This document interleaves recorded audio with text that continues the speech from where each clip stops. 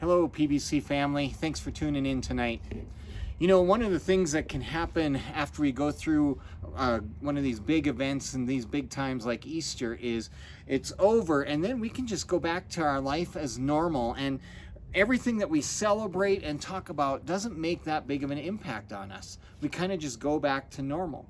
But the reality of Jesus' resurrection is something that's meant to impact our life every day. And in the Bible, we are given multiple accounts of the events of that first Easter Sunday that give us greater depth and understanding into what happened and what that means for us. The Gospel of Mark has a unique and interesting account of that morning. Listen to what it says in Mark 16, verses 1 through 8. When the Sabbath was over, Mary Magdalene, Mary the mother of James, and Salome bought spices so that they might go to anoint Jesus' body. Very early on the first day of the week, just after sunrise, they were on their way to the tomb, and they asked each other, "Who will roll the stone away from the entrance of the tomb?"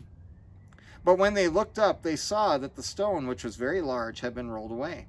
As they entered the tomb, they saw a young man dressed in a white robe sitting on the right side, and they were alarmed. "Don't be alarmed," he said. "You are looking for Jesus the Nazarene, who was crucified. He is risen.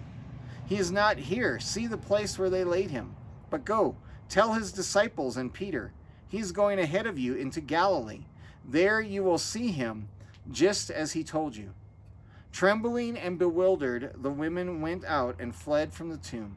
They said nothing to anyone because they were afraid.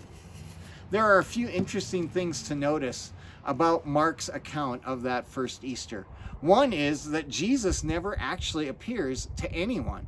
There's an angel in the tomb, and the women are given the words of the angel and Jesus to go on, but Jesus never appears to validate those claims. And the response of the women is also interesting. They leave and they're trembling, they're bewildered, and they don't tell anyone initially.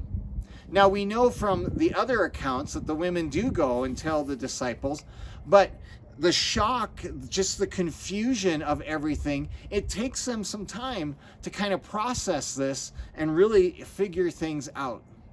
You know, if you put yourself in their shoes, I think we can understand why they would have been feeling like they were and how confusing that experience would have been if we would have been there. But when you look at this account, this seems like a strange place for to leave off as Mark goes and just tells us some of the things that happens later. You know, he kind of gives us this account and then later on picks it up again. But why would he end that initial story like this? It's so open-ended. Why would Mark do this? The reason he does this is because he's putting a huge invitation before us. This account leaves the story unfinished, and we are now left to determine, what will I do with this? I said on Sunday that the resurrection is a historical event, but it is also personal. And we see in this story how we have a personal response to make. We're invited to decide how the resurrection is going to intersect with our life, and we get to step into how do we complete the story with its impact in our life. Now, Mary Magdalene and the other Mary and Salome, they leave and they have to figure this out. How do we live now? If Jesus is alive, what difference is that going to make in my life? We're left in that same place. We have heard the news that Jesus is alive, that the tomb is empty. Now you and I, what are we going to do because of that? Let's live in the hope and the joy, in the freedom and faith that Jesus gives us through his death and resurrection.